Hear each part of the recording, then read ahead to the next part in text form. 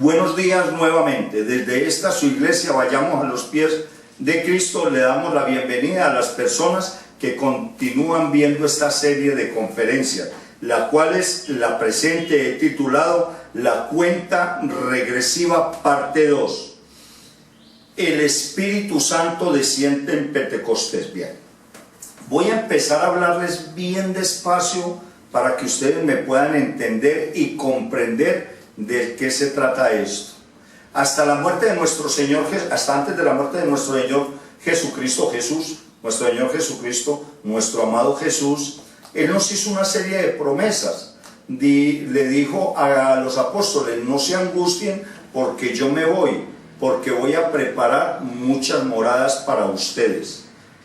No se angustien porque entonces el Padre les enviará al Consolador. Cuando decía el Padre les enviará al Consolador, nuestro Señor Jesús no les dijo exactamente qué día iba a venir el Consolador, que es el Espíritu Santo. Déjenme darles un dato muy importante. Antes de la muerte de nuestro Señor Jesucristo, de la vida y muerte de nuestro Señor Jesucristo, el Espíritu Santo no habitaba dentro del ser humano. Les voy a dar un ejemplo.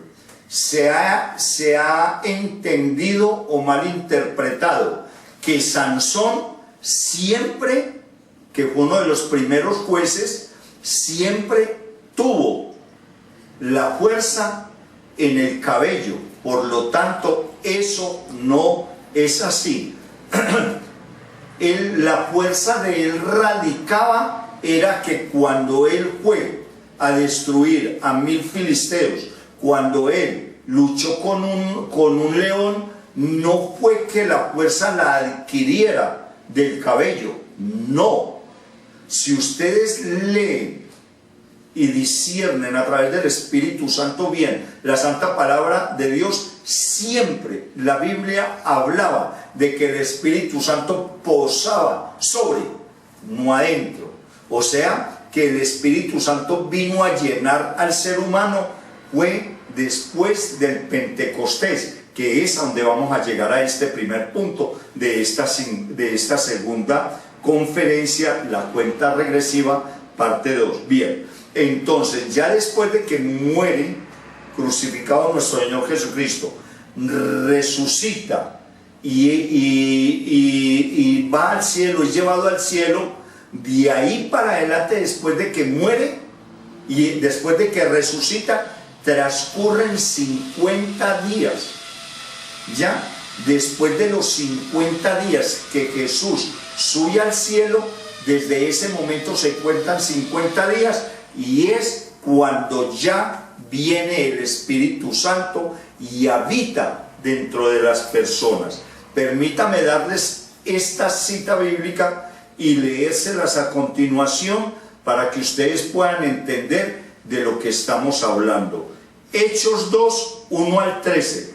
El nombre apropiado para el evento de la venida del Espíritu Santo en Pentecostés ocurre un acontecimiento que tiene título propio, el cual se los voy a decir cuando termine de leer Hechos 2, 1 al 3.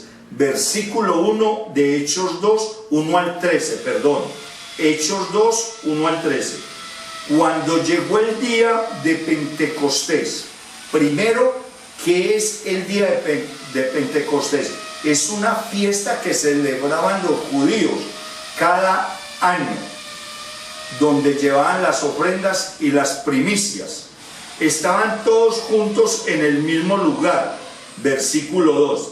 De repente vino del cielo un ruido como el de una violenta ráfaga de viento y llenó toda la casa donde todos estaban reunidos. Me permito recordarles que era en una casa donde estaban reunidas 120 personas. Versículo 3. Se le aparecieron entonces unas lenguas como de fuego que se repartieron y se posaron sobre cada uno de ellos. Versículo 4.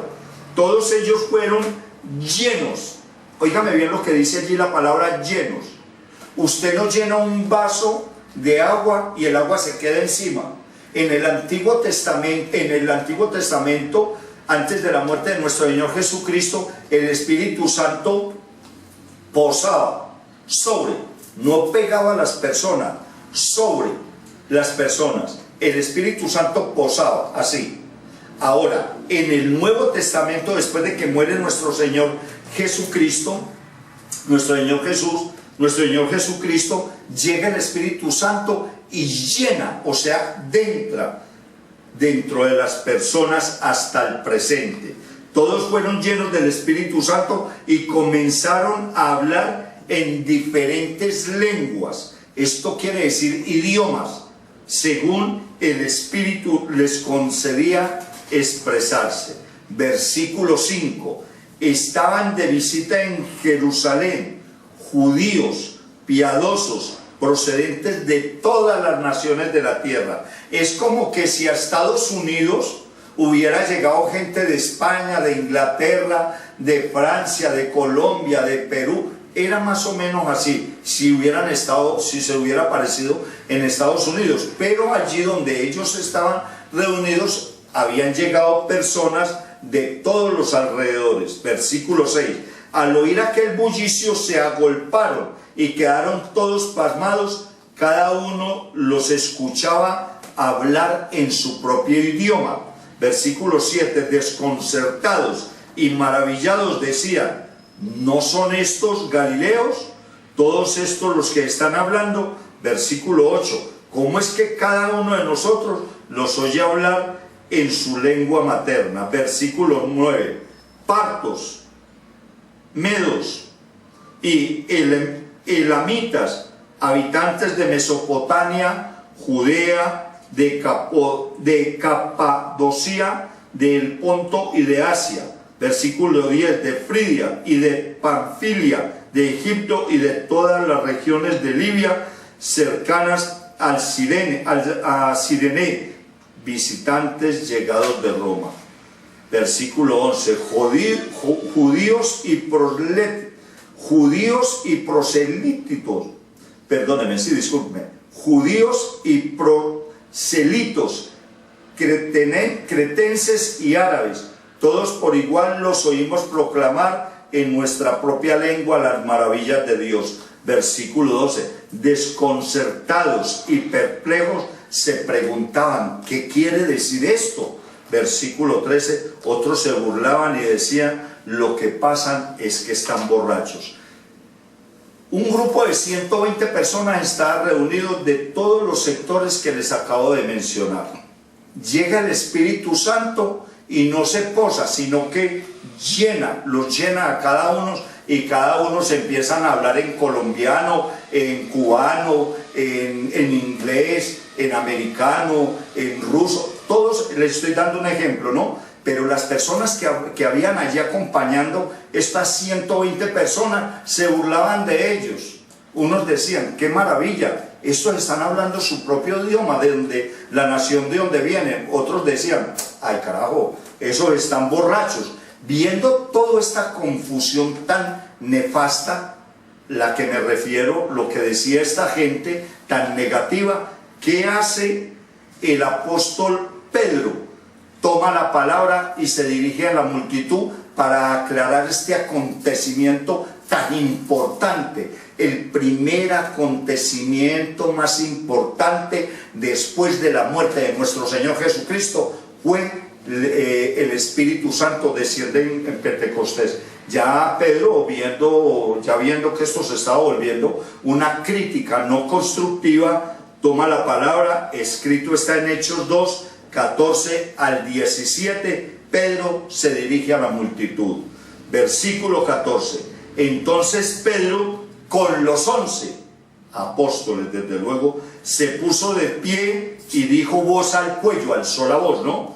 Compatriotas, judíos y todos ustedes que están en Jerusalén, déjenme explicarles lo que sucede. Presten atención a lo que les voy a decir. Versículo 15. Estos no están borrachos, como ustedes suponen. Apenas son las 9 de la mañana. Dense en cuenta que allí tenemos una bendición. ¿A qué horas fue crucificado nuestro Señor Jesucristo? A las 9 de la mañana. ¿Y a qué horas aparece el Espíritu Santo? A las 9 de la mañana. Mire lo coparalelo que es. Bien, versículo 16. En realidad lo que pasa fue lo que anunció el profeta Joel. Versículos 17. En realidad lo que pasa es lo que anunció el profeta Joel, y eso está escrito en Joel 2:28, ¿correcto? Y cuando Joel 2:28 anuncia la venida del Espíritu Santo, Pedro, a través del Espíritu Santo, le recuerda a Pedro que se estaba cumpliendo la profecía del profeta Joel. Profeta Joel, 200 años antes del nacimiento de nuestro Señor Jesucristo, de Jesús. A ver, me explico. Nuestro Señor Jesús nace el día 0, hora 0, el nacimiento de Jesús. 200 años antes existió un profeta Joel, escrito está en Joel 2:28, y anuncia Joel la venida del Espíritu Santo para llenar a los hijos de Dios, a los pobladores de la tierra, cuando se bautizaban con la presencia del Espíritu Santo. Esto quiere decir cuando uno recibe a Cristo Jesús en su corazón. Ese no es el punto en este momento. Continuemos. Entonces, el apóstol Pablo hace referencia a esa cita bíblica que había ocurrido 200 años antes del nacimiento de nuestro Señor Jesucristo. Y en el versículo 16 de Hechos 2:14, Hechos 2, versículo 16 nos dice: en realidad lo que pasa es lo que anunció el profeta Joel. Versículo 17. Yo les voy a pedir un favor, sí, es que la Biblia no es para leerla así como tomando leche. La Biblia es para uno sentarse con un lapicero en mano y una hoja y empezar a escribir, para que ustedes constaten que lo que yo les estoy diciendo o lo que les están enseñando es cierto. Porque es que mucha gente puede leer la Biblia y no pasan de lectores. Tenemos que empezar a aprender a leer la Biblia. La Biblia no se lee así a la carrera y que hoy leo un capítulo con 2 versos. No. Pare ahí un momentico, por favor. Respetemos la santa palabra de Dios. Leámosla de tal forma como se los voy a decir, para que empiecen a degustarla espiritualmente. Versículo 17. Sucederá que en los últimos días, a eso se refiere con la venida del Espíritu Santo, empezó la cuenta regresiva, los últimos días. Vuelvo y me explico. Esta serie de conferencias se llama la cuenta regresiva 1, 2, 3 y así sucesivamente, porque de este pedacito donde dice sucederá que en los últimos días, ya la cuenta regresiva. Por eso el título de esta serie de conferencias. Dice Dios: derramaré mi espíritu sobre todo género humano.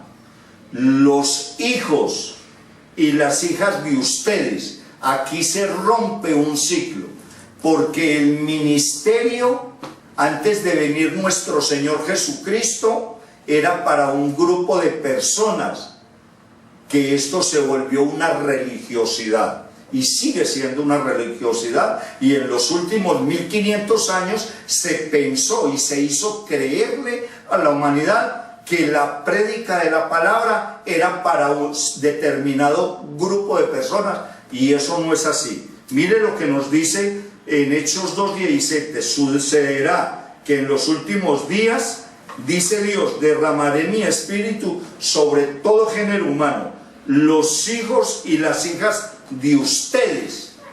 ¿Cómo le parece? Qué bendición, qué regalo tan grande el que nos trae el Espíritu Santo. Profetizarán, quiere decir lo que yo estoy haciendo, y mi hijo también lo hará, y así sucesivamente. Tendrán visiones los jóvenes empezarán a ver lo que nosotros los padres terrenales estamos haciendo. Los jóvenes, los hijos y las hijas, aquí es donde empieza el ministerio de las mujeres. Hay muchas personas que le niegan el ministerio a las mujeres. No, es que una mujer no puede profetizar. Una mujer sí puede profetizar. Lo que pasa es que se está cogiendo por negocio, lo cual no es bíblico. Está pensando que profetizar es decir, cae tal presidente, sube tal ministro, baja tal ministro, tal rey cae, tal rey tumba. No, eso no es profetizar. Profetizar es hacer lo que yo estoy haciendo, transmitirle de parte de nuestro Padre Celestial, Jehová, por medio de su amado Hijo, nuestro Señor Jesucristo, a través del Espíritu Santo, la santa palabra de Dios, en la Biblia. Esto es profetizar, sacarla de aquí y transmitírsela a ustedes tal cual como está, bien expuesta, bien entendida y ante todo bien interpretada. Sucederá, Hechos 2:17, repito, sucederá que en los últimos días, dice Dios, derramaré mi espíritu sobre todo género humano. Los hijos y las hijas de ustedes profetizarán. No le dé miedo, señora, no le dé miedo coger una Biblia, abordarla, cumpliendo usted los 10 mandamientos y empezar a predicar la palabra.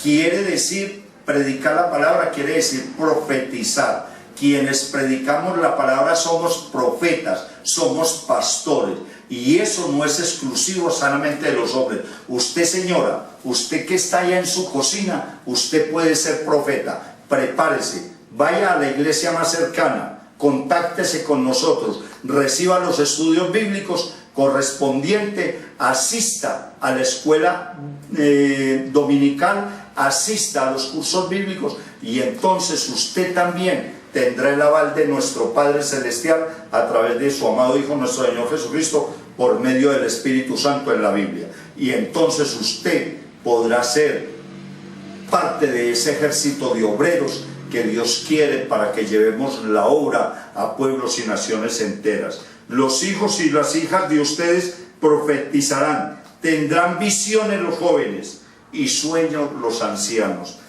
Aquí, cuando concluyo Hechos 2:17, es donde nace, se inicia la iglesia primitiva. ¿Y qué es la iglesia primitiva? La iglesia cristiana. Del origen de la iglesia cristiana nació, si usted no lo sabía, le voy a dar un dato muy importante. ¿Quiere saber ustedes, damas y caballeros que me escuchan, cuándo nació, cuándo surgió con exactitud la iglesia cristiana? ¿Cuándo tuvo su origen la iglesia cristiana? Pues 50 días después de que resucitó nuestro Señor Jesús, nuestro Señor Jesucristo. A partir de ese momento y de esa hora, transcurren 50 días, viene el Espíritu Santo, y nosotros, los gentiles, tenemos acceso a que seamos no sobrepuestos, no que el Espíritu Santo llegue sobre nosotros, sino que el Espíritu Santo nos llena y tenemos la presencia del Espíritu Santo. Es donde ya no hay necesidad de altares. ¿Cómo la oyó? Ya no hay necesidad de altares. Ya los altares quedan abolidos. Ese cuento que el altar es aquí, que el altar es allá, que vamos al altar, eso no existe ya. Eso fue del Antiguo Testamento y fue precisamente, déjeme le doy otro dato muy bien importante. ¿Sabe cuándo quedó cancelado el altar? Cuando nuestro Señor Jesucristo murió, el velo del templo se partió a la mitad. Sígame con harto cuidado. El velo del templo se parte a la mitad. ¿Qué quiere decir eso? Que cuando antes de nacer nuestro Señor Jesucristo, antes de morir nuestro Señor Jesucristo, existía el templo de Salomón, el templo de Moisés primero. Fue construido con materiales físicos en la época del rey Salomón y estuvo vigente ese templo con su altar adentro, donde no podía adentrar sino el sacerdote una vez al año. Entraba el sacerdote abría el velo, entraba y hacía la expiación por los pecados. Salía una sola vez al año. ¿Cómo le parece? Salía el sacerdote y se volvía a cerrar el templo. Solamente la entrada al templo, al lugar santísimo, era exclusividad de los levitas, de la descendencia de Aarón. No más, ahí no podía entrar nadie. Ya, bien. Cuando muere nuestro Señor Jesucristo, ya se rompe el velo.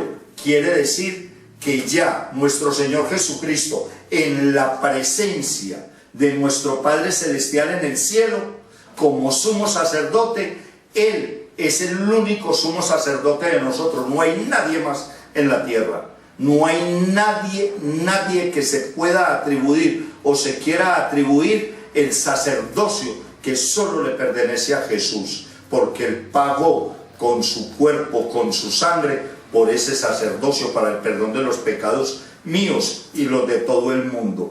Cuando se rompe el velo, quiere decir que nosotros podemos entrar al templo y tener contacto con el sumo sacerdote, que es nuestro Señor Jesucristo. Mire qué cosas tan maravillosas nos enseña la Biblia, ¿no?